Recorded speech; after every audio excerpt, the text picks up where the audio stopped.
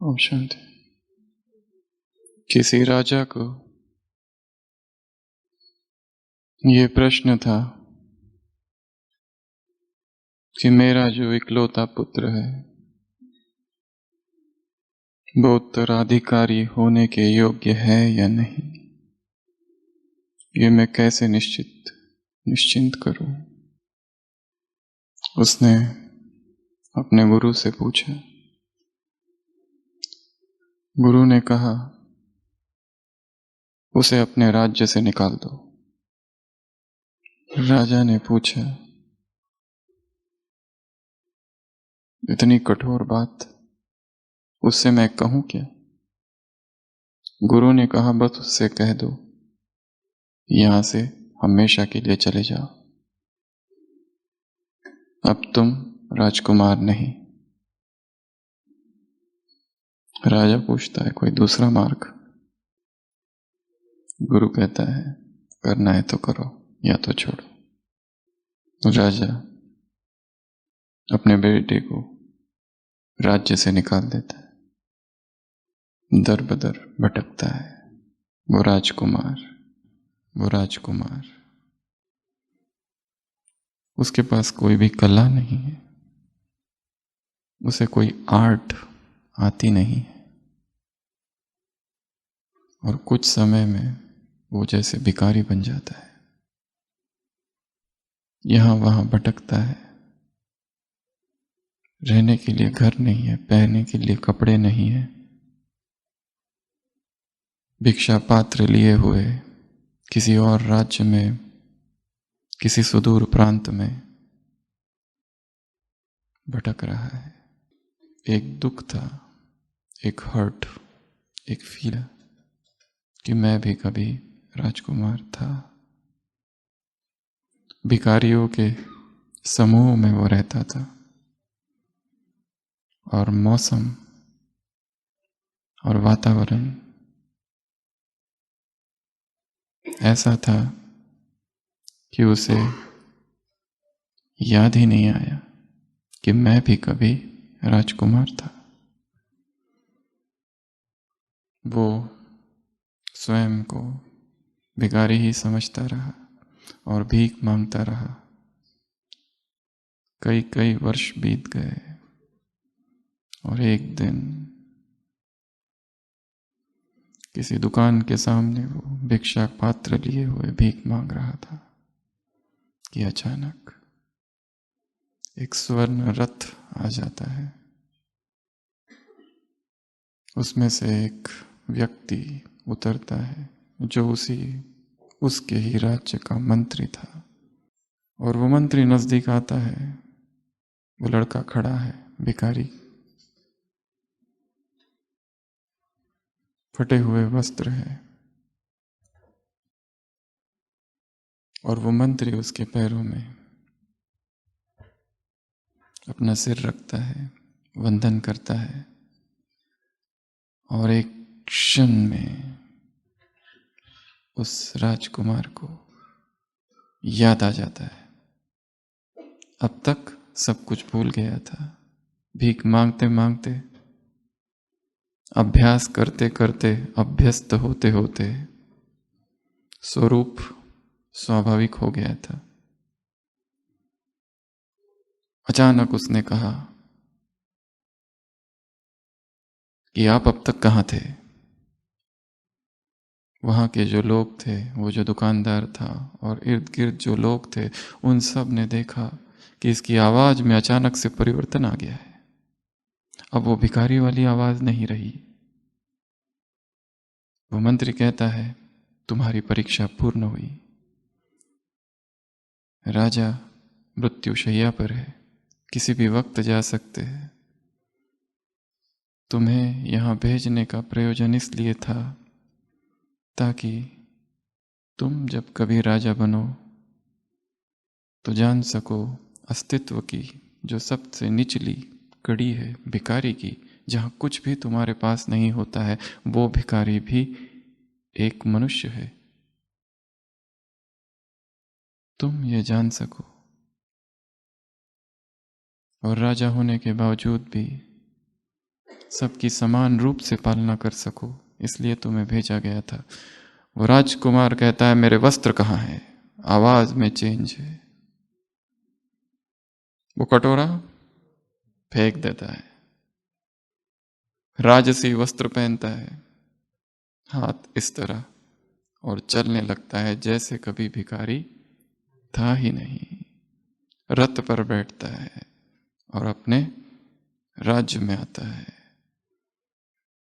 ऐसे पूछता है मंत्री से हर बात को, जैसे वो ही हमेशा का राजा रहा है। तो ऐसा कैसे हो गया? कैसे हो गया? स्मृति आ गई। स्मृति क्या आ गई? कि तुम भिखारी नहीं, अमृतस्य पुत्रा, अमृत की तो संतान है। You are son of king not beggars. तुम भिखारी नहीं। स्मृति आ गई, और स्मृति आते ही सब कुछ बदल गया। अब तक विस्मृति थी, ऑब्लिवियन, फॉरगेटफुलनेस की स्टेज,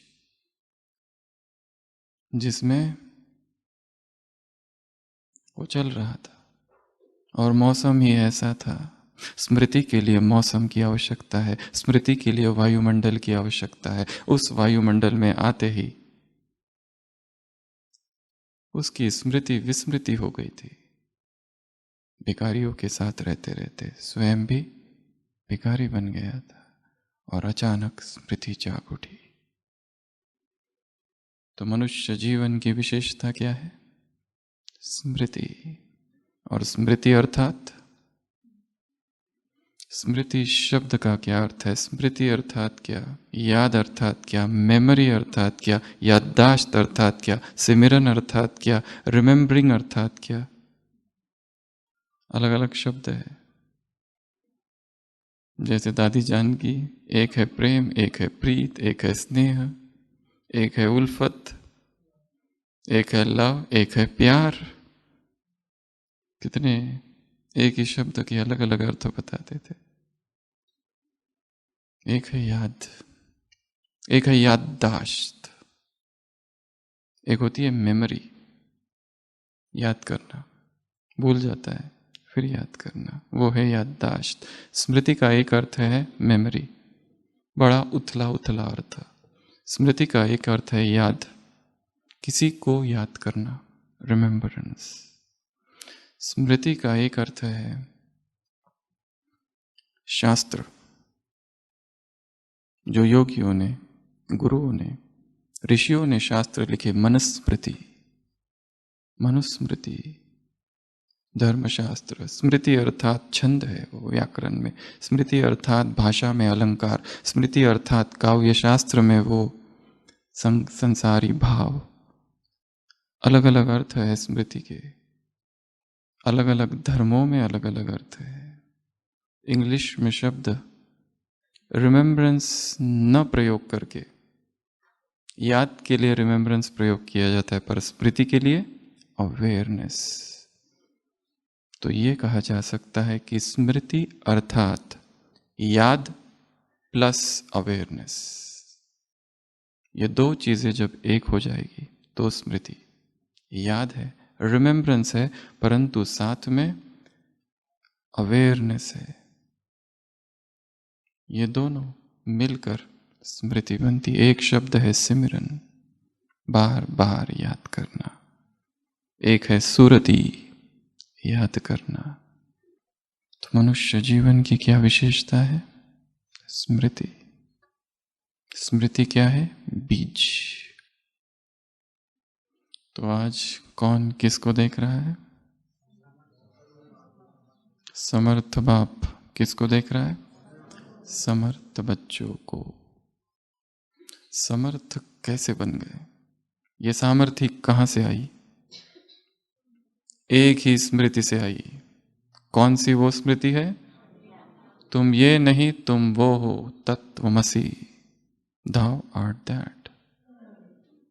तुम शरीर नहीं, ये कलेवर तुम नहीं, परंतु तुम वो हो जो दिखाई नहीं देता, जो दिव्य है, जो शाश्वत है, जो ध्रुव है, जो सनातन है, जो नित्य है, जो आनंद स्वरूप है, जो सच्चित आनंद है, वो तुम हो। इतनी स्मृति दिलाई और क्या क्या हो गया? 4-5 बातें हो गई। सबसे पहला, तुम्हारा जीवन कैसा हो गया? समर्थी जीवन। अर्थात अर्थात अर्थात श्रेष्ठ, अर्थात सफलता संपन्न, अर्थात अलौकिक, अर्थात चौथा, जीवन कैसे हो गया तुम्हारा?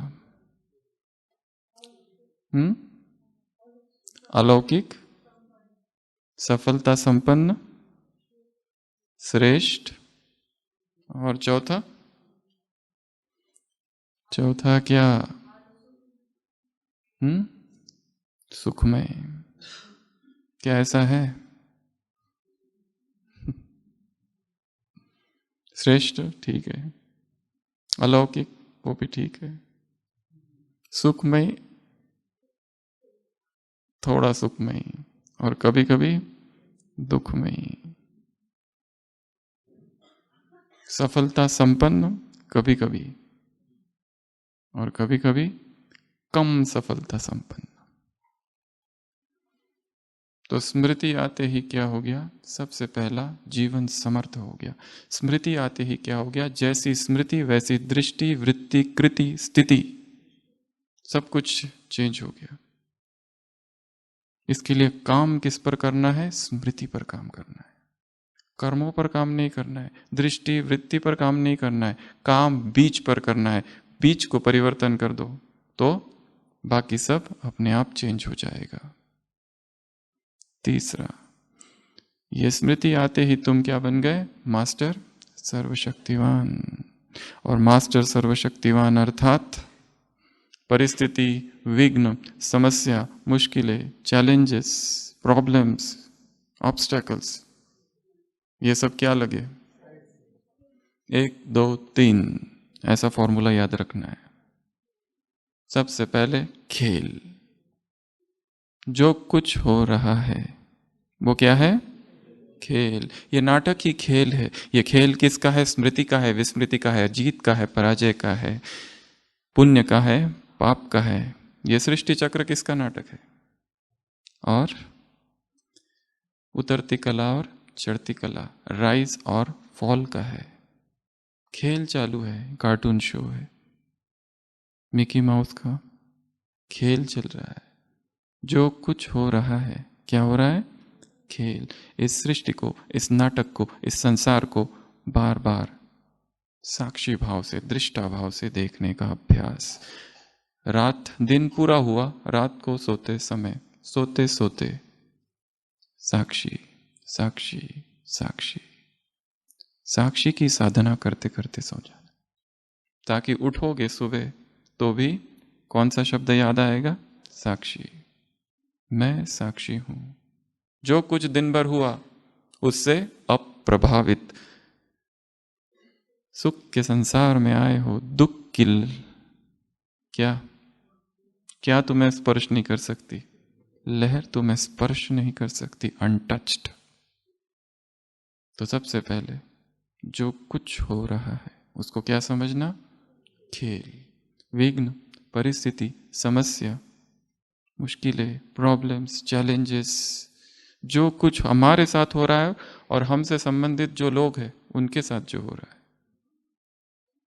वो सब क्या है? खेल। स्वप्न, स्वप्न में स्वप्न। तो सबसे पहला खेल। दूसरा साइट सीन्स। क्या है? सारे साइट सीन्स है। किसी ट्रेन से हम जा रहे हो और चारों ओर रेगिस्तान ही रेगिस्तान, कुछ भी चेंज नहीं है तो कितना बोर हो जाएंगे। इसके लिए क्या चाहिए? एक है फ्लाइट से जाना, एक है ट्रेन से जाना, एक है बाइक से जाना, एक है बैलगाड़ी से जाना, और एक है पैदल। ट्रेकिंग के लिए जाते हैं ना, कैसे जाते हैं? एंजॉय करते करते, देखते हुए। तो इनको क्या समझना है? ये सिनसिनरिया है, ये आनी ही है, आनी ही चाहिए। कुछ ना कुछ होते ही रहे, नहीं तो परीक्षा कैसे होगी? हमने जो ज्ञान योग धारण किया है, वो कैसे पता चलेगा कि हम उसमें पास है या फेल? इसलिए क्या समझना है? ये सब जो हो रहा है, सब कुछ, सब साइड सीन्स है, सब अनित्य है। अभी है, कल नहीं है, थोड़ी देर रहेगा फिर खत्म हो जाएगा, नश्वर है, मरण धर्मा है। जो भी परिस्थिति आ रही है सदा काल के लिए नहीं आ रही है। परिस्थिति आ किसके लिए रही है? जाने के लिए। किस लिए आ रही है? वापस जाने के लिए। और जाते जाते क्या देके जा रही है? एक पाठ देके जा रही है, हमें सिखा कर जा रही है, अनुभव देके जा रही है। मास्टर विघ्न विनाशक का की डिग्री देकर जा रही है, अनुभवी। इसलिए जो कुछ हो रहा है, एक्सेप्टेंस। जो कुछ भी हो रहा है जीवन में, लोग विरोध कर रहे हैं, निंदा कर रहे हैं, ग्लानि कर रहे हैं, अपमान कर रहे हैं, बीमारी आ रही है, स्वजनों की मृत्यु, स्वजनों की बीमारी, स्वयं की बीमारी, जो कुछ हो रहा है सब क्या है? साइट सीन्स, साक्षी फिर से। और तीसरा, रास्ते के नज़ारे अर्थात साइट सीन। तीसरा, नथिंग न्यू, नया कुछ भी नहीं है, नो सरप्राइज। कुछ भी होने दो, नया कुछ भी नहीं है उसमें, सब वही है, घिसा पिटा, पुराना, बहुत बार हो चुका है, बहुत बार देख चुके हैं, पहली बार नहीं हो रहा है ये। तो ये तीन चीजें याद रखनी है आज की मुरली से। समस्या, परिस्थिति, विघ्न, माया, इवन विकार आया, एक है उससे दुखी हो जाना, ये सोचना ये क्यों आया, और दुखी होते रहना और गिल्ट कॉन्शियस में जाते रहना। एक है वो आया चला गया, जो सीखना था सीख लिया, हम साक्षी है। तो खेल, दूसरा साइट सीन, और तीसरा कुछ भी नया नहीं है, स्मृति। बार बार स्वयं को याद दिलाते रहना। स्मृति को पुष्ट कैसे करें, ये एक चिंतन का विषय है। मुरली में, इस मुरली में इसका उत्तर नहीं है। स्मृति से क्या क्या होता है इसका वर्णन है। ज्ञान में कौन सी स्मृति रखनी चाहिए, योग में कौन सी स्मृति, धारणा में कौन सी स्मृति, सेवा में कौन सी स्मृति, अंतिम पेपर क्या होगा। पर स्मृति को परिपक्व कैसे किया जाए, स्मृति स्वरूप कैसे बना जाए, ये एक चिंतन का विषय है जिस पर हम चर्चा करेंगे। तो हम डिस्कस कर रहे थे स्मृति बाबा ने जो दिलाई उससे क्या क्या होता है। सबसे पहले समर्थ्य जीवन बन गया। दूसरा क्या हो गया? जैसी स्मृति थी वैसी ही स्थिति, दृष्टि, वृत्ति, कृति सब कुछ बन गया। तीसरा, मास्टर सर्वशक्तिवान। और मास्टर सर्वशक्तिवान अर्थात खेल, साइट सीन्स और नथिंग न्यू, कुछ भी हो जाने दो, कुछ भी, नथिंग न्यू। चौथा, जो स्वयं स्मृति स्वरूप है वही दूसरों को स्मृति स्वरूप बना सकते हैं। जो स्वयं ही याद में नहीं, वो दूसरों को कैसे याद दिला सकते हैं। जिन्होंने स्वयं ही किसी विकार को नहीं जीता, वो दूसरों को कैसे कह सकते हैं कि इस विकार को छोड़ दो। जो स्वयं ही संपूर्ण ब्रह्मचर्य में स्थित नहीं, वो दूसरों को प्यूरिटी की शिक्षा कैसे दे सकते हैं। जो स्वयं निर्विकार नहीं, वो निर्विकारिता की शिक्षा कैसे दे सकते हैं। तो सारा पुरुषार्थ खुद पर, सारा पुरुषार्थ स्वयं पर। अंधेरी रात में रोज रात्रि एक युवक दिखने में तपस्वी है, योगी है, अंधेरे में जाता है। वहां एक नदी है, नदी के किनारे बैठता है, कई घंटों तक बैठा रहता है और वापस लौटता है। नदी के पास जो बड़ा सा बंगला है, वहां जो पहरेदार है, जो वॉचमैन है, रोज देखता है इस युवक को कि ये उसी समय जाता है। रात को 8-10 बजे निकलता है और वहां से 2-3 बजे वापस लौटता है। कभी कभी सुबह लौटता है। वो करता क्या है? उस नदी के पास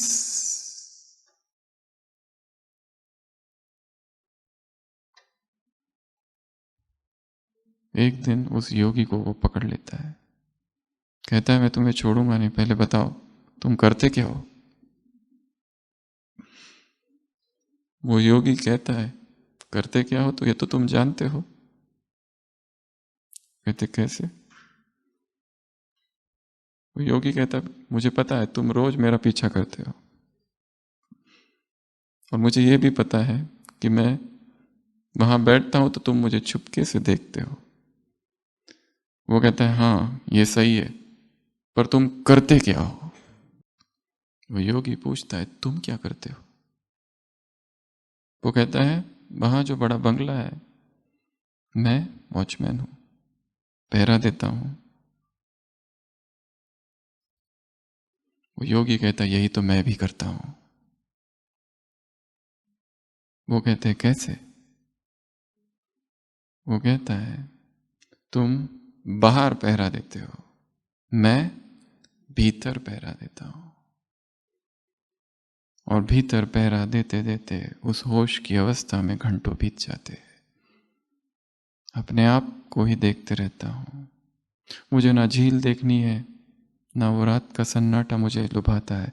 मुझे लुभाता है अपने भीतर का संसार। बाहर तो सन्नाटा है, बाहर मौन है, परंतु उस मौन में मैं भीतर जाता हूं और खुद को देखता हूं। मैं भी वॉचमैन ही हूं। तो क्या करना है? खुद को देखना है। जो कुछ हो रहा है उसके लिए ज्ञानी हमेशा स्वयं को दोषी ठहराता है और अज्ञानी दूसरों को दोषी ठहराता है। और क्योंकि अज्ञानी दूसरों को दोषी ठहराता है, वो दोष हमेशा उसके साथ रहता है।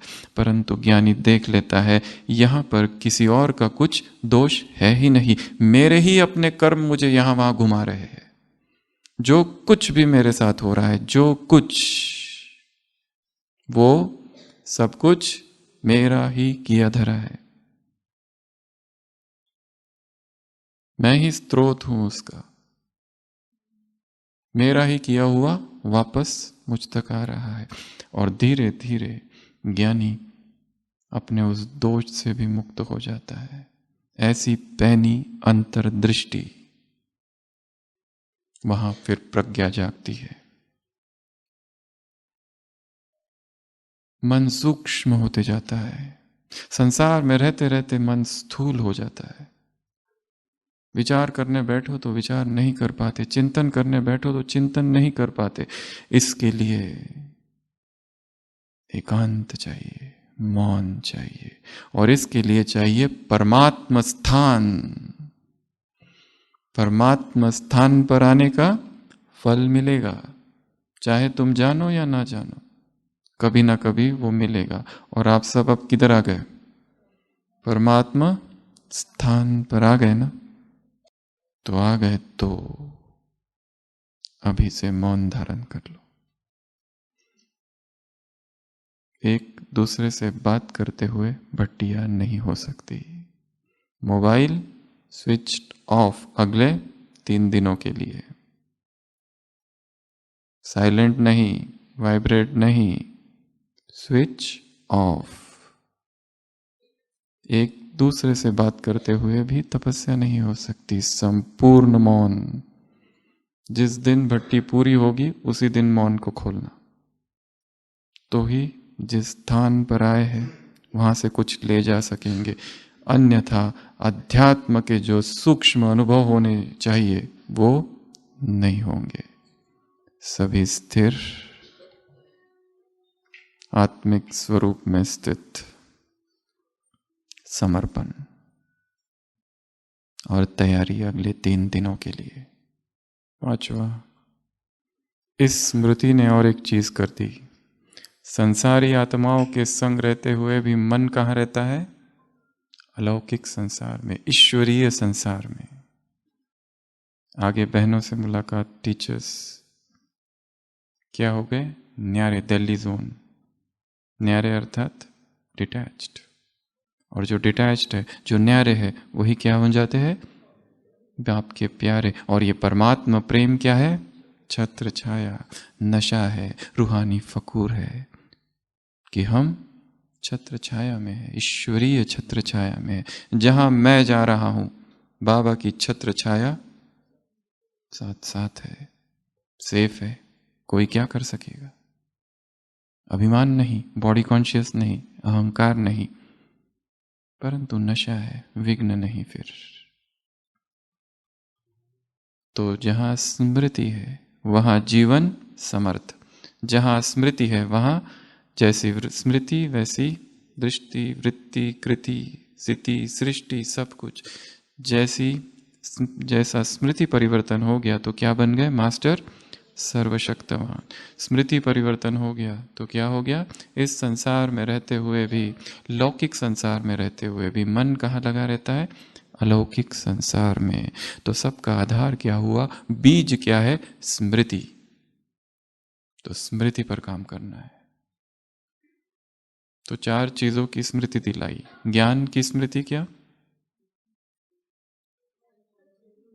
रचता रचना। ज्ञान की स्मृति क्या? अनादि क्या, आदि क्या, वर्तमान क्या? 5 स्वरूप, अनादि, आदि, वर्तमान, ब्राह्मण, फरिश्ता, देवता।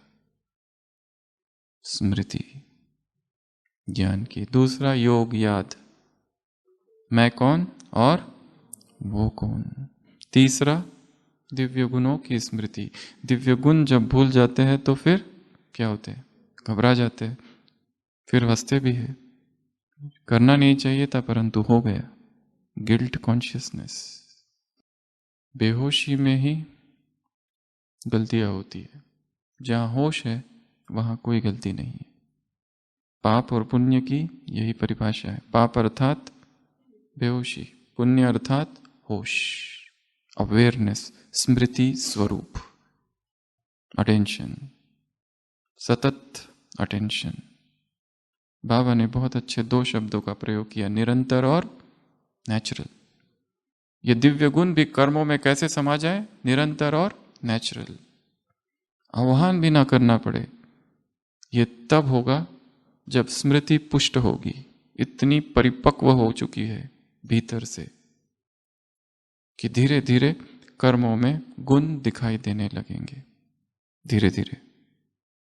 और चौथा, सेवा में स्मृति क्या? अभी कुछ लास्ट संडे की मुरली में भी कहा था बाबा ने, अगर असोच सेवा की वृद्धि करनी है तो क्या करो? असोच बन जाओ। मैं कर रहा हूं तो आत्मा की शक्ति अनुसार फल मिलेगा। वो निमित्त बनाए मुझे करा रहा है तो क्या होगा?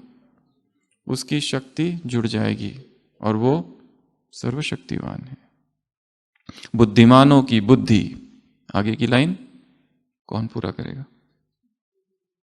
बुद्धिमानों की बुद्धि, बुद्धिमानों की बुद्धि क्या कहा? एथेंस ग्रुप, ग्रीस में एथेंस, सुकरात की भूमि। किसी को भी निमित्त बनाए अपनी सेवा निकाल सकता है। किसी को भी निमित्त बनाए तो कार्य उसका है। वो बुद्धिमानों की बुद्धि है। मैं बहुत कम बुद्धिमान हूं परंतु वो महाबुद्धिमान है। तो मेरी स्मृति जब उससे जुड़ जाती है तो उसकी शक्ति अब मुझ में आएगी। ये समझ में नहीं आ रहा है, कितना कठिन है कुछ। स्वयं को उसके साथ जोड़ दो। वो सभी बुद्धिमानों की बुद्धि है, तेजस्वियों का तेज है, तपस्वियों का तप, सब कुछ उसमें समाहित है। तो सेवा में क्या सोचेंगे? विश्व कल्याणकारी हूं, निमित्त हूं, ये भूला कि फिर सफलता नहीं। तो ज्ञान, योग, धारणा, सेवा, सभी में क्या याद रखेंगे? स्मृति। ब्राह्मण जीवन अर्थात खुशी, ये भी स्मृति। खुशी से खाना, खुशी से उठना, खुशी से चलना, खुशी से सोना, और खुशी से उठना, आँख खुली और क्या? हाँ, फिर लेट, आँख खुली और खुशी का अनुभव। सोचा था 2 बजे उठना, परंतु 10 मिनट पहले ही उठ गए, वाह, तब खुशी होगी। 10 मिनट लेट उठे तो दुख होगा। सोए तो खुशी, आराम ही। चलते हैं तो खुशी, उठते हैं तो खुशी। और स्मृति का आधार क्या है? और एक चीज बताई इसी मुरली में, भाग्य। भाग्य का आधार त्याग, परंतु त्याग न दिखाई दे, भाग्य दिखाई दे। और त्याग तुमने किया भी क्या? क्या त्याग किया?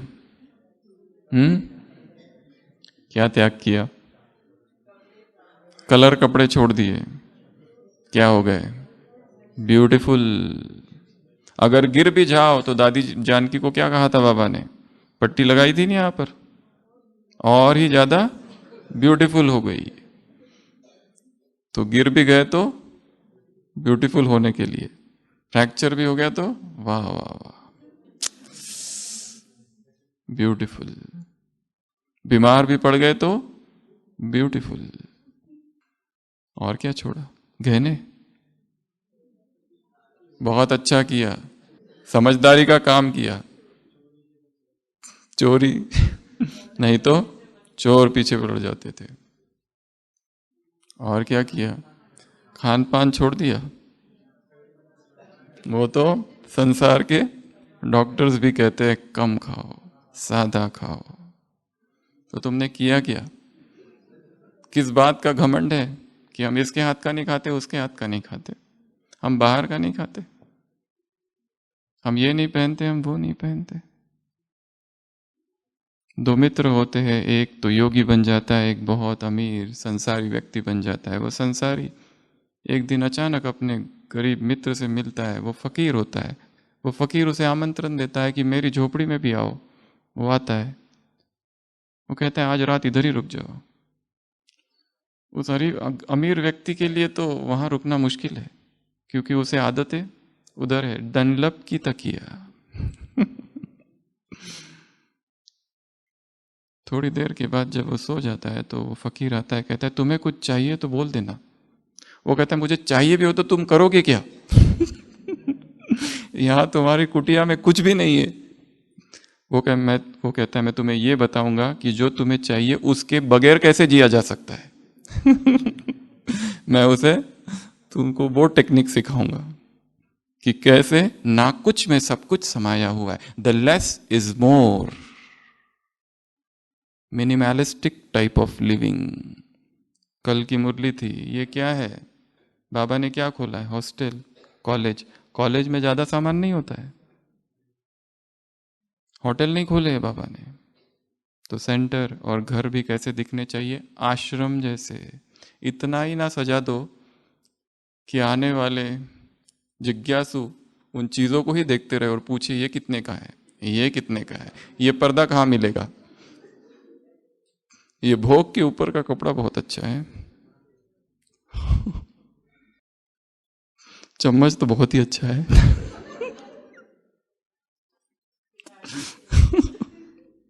The less is more. कम कम करते जाना है, आवश्यकता है। जहां साधनाओं का अभाव है वहीं तपस्या होती है। इसके लिए मधुबन में जब आते तो तपस्या ज्यादा होती है, क्योंकि यहाँ जो घर में सारी सुविधाएं हैं, घर में जो जितनी सारी सामग्री है, वो जिस कमरे में आप रहते हो वहां उतनी नहीं है। इसके लिए फोकस्ड अटेंशन रहता है। और क्या चाहिए? बाबा ने कहा बेफिक्र रहो, कोई चिंता नहीं, धन की भी कोई चिंता नहीं करो, पैसों की भी चिंता नहीं करो। धन तुम्हारे पीछे पीछे आएगा, सोचते रहते हैं धन कहाँ से आएगा, धन कहाँ से आएगा, धन कहाँ से आएगा। बाबा की सेवा करनी है, धन कहाँ से आएगा?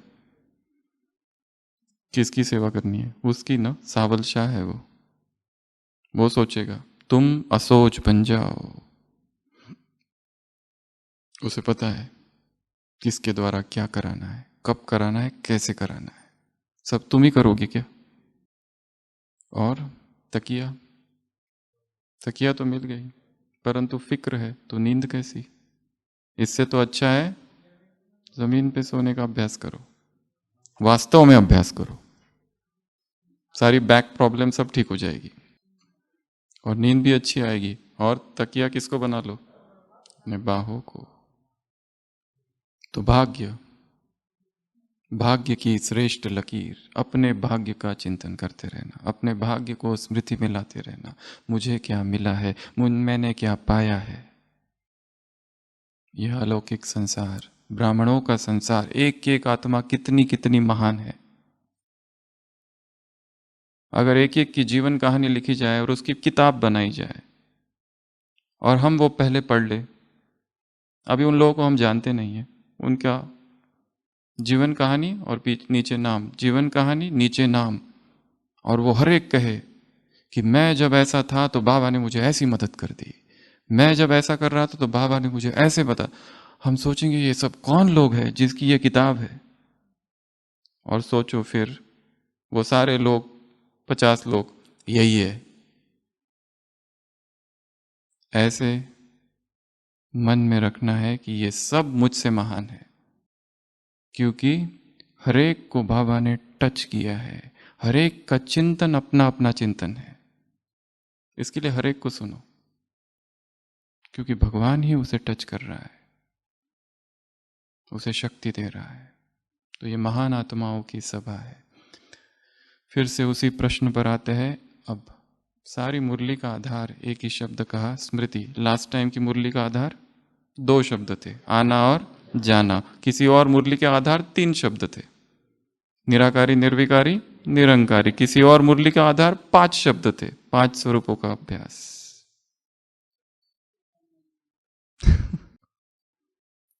किसी और मुरली का आधार 6 शब्द थे, 5 विकार और 1 आलस, इसको छोड़ो। किसी एक शब्द मुरली का आधार 7 शब्द थे, 7 स्वरूप आत्मा के, कभी 8 शक्तियां, कभी 9 निधियां। 10 और बस।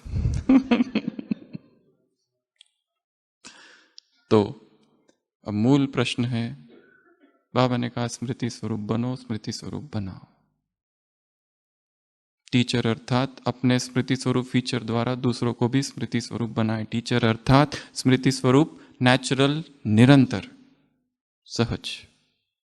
ये टीचर की परिभाषा थी। स्मृति स्वरूप टीचर अर्थात दूसरों को भी, जो विस्मृति वाले हैं उनको जगाए। टीचर अर्थात मस्तक पर मस्तक मणि चमकता रहे। जैसे सांप, मणि की तरफ देखो तो सांप नहीं दिखेगा, वैसे जो हमें देखे अपना देहभान भूल जाए। ऐसी हमारी अपनी प्रैक्टिस चाहिए। फिर से वही प्रश्न, स्मृति स्वरूप कैसे बने? अर्थात निरंतर याद स्वरूप, अर्थात निरंतर याद रहे। सबसे पहली बात क्या करना है उसके लिए? अध्ययन। क्या करते रहना है? फर्स्ट अध्ययन, दूसरा दोहराओ, रिपीट करते रहना। संस्कार कब बनता है? जब एक विचार को बार बार रिपीट किया जाता है, बार बार उसी विचार में घूमते रहना, सोचते रहना, डूबते रहना, तब वो विचार जाकर धीरे धीरे संस्कार बन जाता है। एक ही चिंतन, एक ही थॉट बार बार बार बार रिपीट करना। तीसरा विजुअलाइजेशन, उसको देखना, अलग अलग ड्रिल्स करना।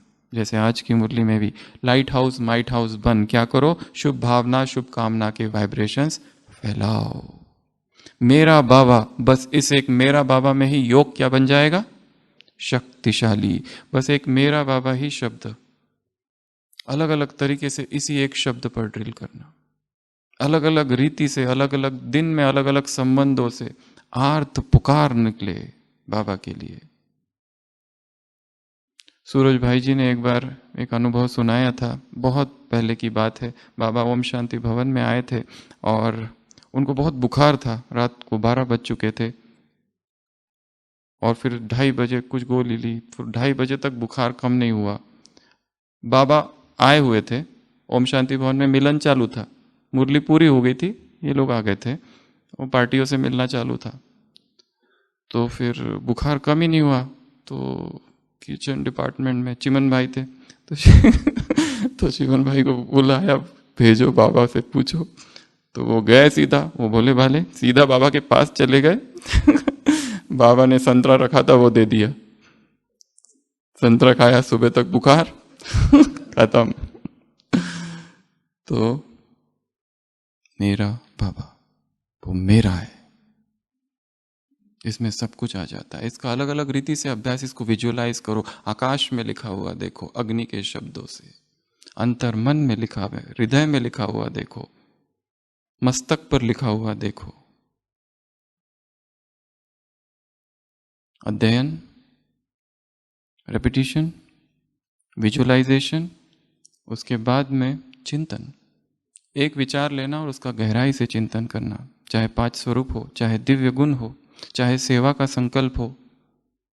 मैं जो हूं जैसा हूं बाबा मुझसे करा रहा है। मैं जहां तक पहुंचा हूं मेरा कुछ भी नहीं है, बाबा ने ही मुझे यहां तक पहुंचाया है। जितनी दादियां हैं उन सब का एक ही अनुभव है कि मम्मा बाबा ने ही हमें यहां तक पहुंचाया है, हमारा अपना कुछ है ही नहीं। चिंतन, बौद्धिक अंडरस्टैंडिंग तो है कॉन्शियस लेवल पर, परंतु वो सब कॉन्शियस में पेनेट्रेट करे, डीप अंतर मन में चला जाए।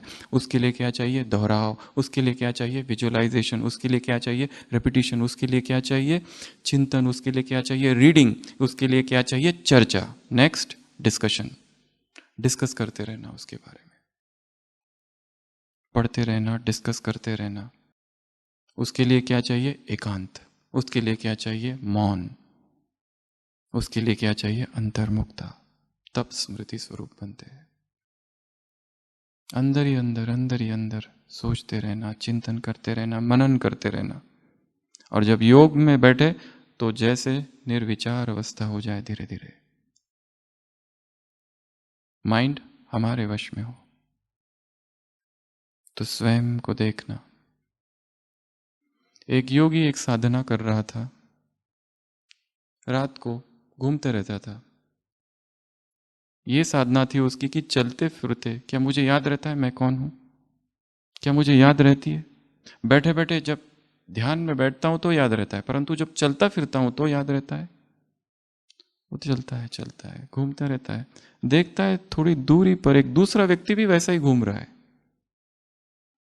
उसको लगता है ये भी किसी तरह की साधना कर रहा है। वो उसके पास जाता है, कहता है आप कौन सी साधना कर रहे हो? वो कहते हैं मैं साधना वगैरह नहीं कर रहा हूं, मैं पहरेदार हूं, वॉचमैन। फिर से ये घर है, इसकी मैं रखवाली कर रहा हूं। तो कहता है हम दोनों थोड़ी देर चले साथ में? वो कहता है चले। दोनों साथ साथ घूमते हैं। और फिर वो योगी कहता है ठीक है अब मैं विदा लेता हूं, क्या आप मेरे यहां नौकरी करोगे? वो पहरेदार कहता है आपके साथ थोड़ा देर घूमा तो इतना सुखद आनंद अनुभव हुआ, मैं करना चाहूंगा। काम क्या है? वो कहता है वही काम जो तुम यहां कर रहे हो, वही वॉचमैन वाला। क्या पहरा देना है? वो कहता है तुम्हें मुझे याद दिलाना है। तुम्हारा काम क्या होगा? मुझे याद दिलाना। You have to remind me. What? वो बोलते एक चीज है मैं बार बार भूलते जाता हूं, वही चीज तुम मुझे रिमाइंड कराते जाना, रिमाइंड कराते जाना। वो कहते आखिर वो चीज क्या है? वो कहता है याद। वो कहता है किसकी याद? वो कहता है परमात्मा की याद और मृत्यु की याद।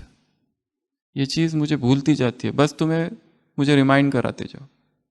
क्योंकि मृत्यु और भगवान एकदम समान है। जैसे मृत्यु आती है सबसे पहले किसको याद किया जाता है? तो मृत्यु का आना अर्थात भगवान का आगमन। जिसके जीवन में कभी किसने भगवान को नहीं याद करना, मृत्यु आ जाए वहां पर, आई और चली जाए, तब एकदम भगवान ही याद आ जाता है, दूसरा कोई याद नहीं आता है। तो ये दो चीजें भूलनी नहीं है। तो स्वयं को ही याद दिलाते रहना, मैं शरीर नहीं, नच भाति भूत संग। मैं वो शुद्ध आत्मा हूं, वो पवित्र आत्मा हूं, वो दिव्य आत्मा हूं, वो अलौकिक आत्मा हूं। अलौकिक जीवन है, अलौकिक नया जीवन है ये। खुशी का जीवन है, बेफिक्र बादशाही। ऐसी बादशाही और कोई है ही नहीं, बाबा ने कहा। इस बादशाही के आगे वो बादशाही भी क्या है? फिक्र है, चिंता है। यहां तुम निश्चिंत निष्फूर्ण हो गए हो, कोई चिंता ही नहीं। परंतु ऐसा निश्चिंत भी कौन हो सकता है? अभी अभी मुरली चली थी बेफिक्र बादशाह पर। पहला, करण करावनहार करा रहा है। दूसरा, निश्चय हुआ ही पड़ा है। तीसरा, असोच। चौथा, नशा। पांचवा, अमृत वेले क्या करो? फल खाओ शक्तिशाली। और अलौकिक स्मृति। तो क्या रहेंगे? निश्चिंत, बेफिक्र, चिंता नहीं। और एक बात थी मुरली में, आज्ञाकारी की। आज्ञा मान लिया अर्थात क्या मिल गई? गुप्त दुआ। चाहे किसी की भी मानो, गुप्त दुआ। तो परमात्मा स्थान की महिमा, गुप्त दुआओं की महिमा, आज्ञाकारी की महिमा, निमित्त बनने की महिमा, कितनी सारी स्मृतियां एक ही मुरली में है। तो सारा खेल स्मृति और विस्मृति का है। और विस्मृत ना हो इसके लिए स्मृति को पुष्ट करते जाना है, स्मृति को परिपक्व बनाते जाना है। अधिक से अधिक मौन। जो भट्टी के लिए आए वो संपूर्ण मौन, और जो यहीं रहते हैं वो इंटरमिटेंट मौन, बीच बीच में। सेवा करो, सेवा पूरी हुई फिर मौन, सेवा पूरी हुई फिर एकांत, सेवा पूरी हुई फिर अंतर्मुक्ता। और जो आए हैं खास 3 ही दिन के लिए आए हैं, 3 दिन में बहुत कुछ करना है। पता नहीं वापस आएंगे कि नहीं आएंगे।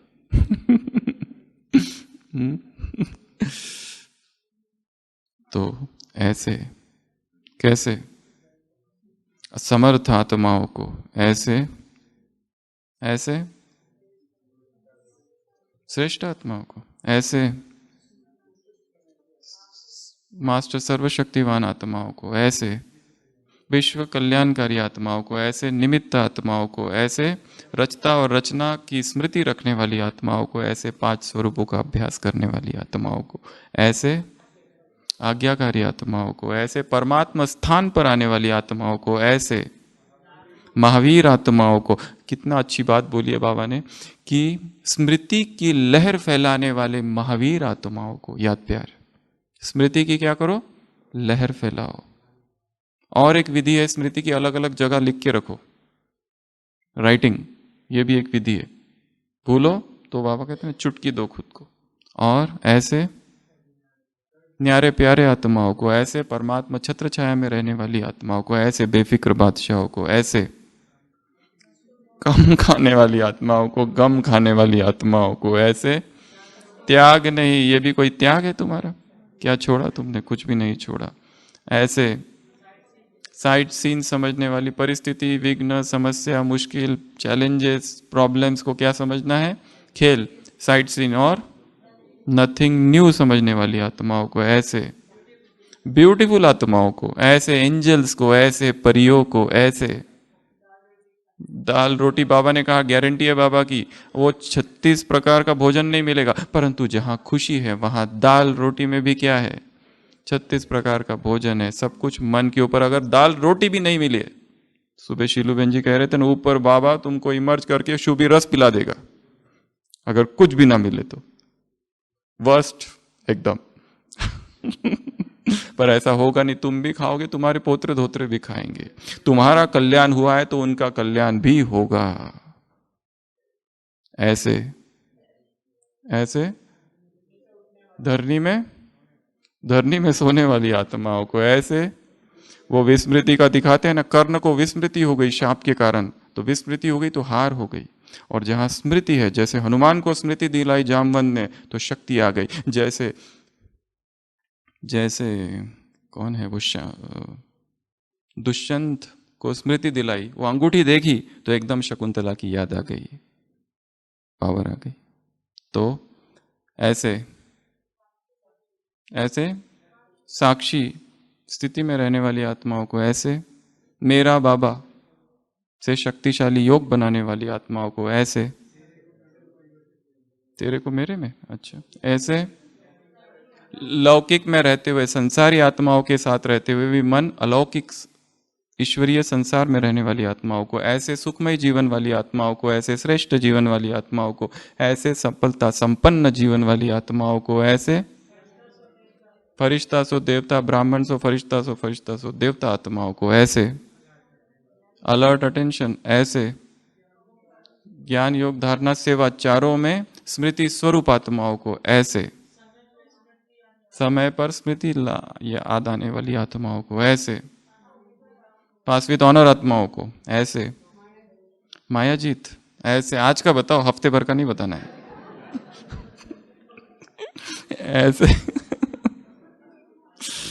आज का हर दिन की मुरली ऐसे पढ़ो कि बस अभी मुझे इसके अलावा कुछ और करना ही नहीं है। आज सारे दिन भर ये जो है एक एक शब्द, एक एक पॉइंट ऐसा चिंतन करना है कि वो सबकॉन्शियस माइंड में चला जाए। विजुअलाइज, रिपीटेशन, डिस्कशन, पढ़ते जाओ, लिखते जाओ, उसी में बुद्धि घूमती रहे इर्द गिर्द, तब वो स्मृति स्वरूप की अवस्था आएगी। तो ऐसे स्मृति स्वरूप आत्माओं को बाप दादा का याद प्यार, गुड नाइट और नमस्ते। हम रूहानी बच्चों की रूहानी बाप दादा को याद प्यार, गुड नाइट और नमस्ते। शांति।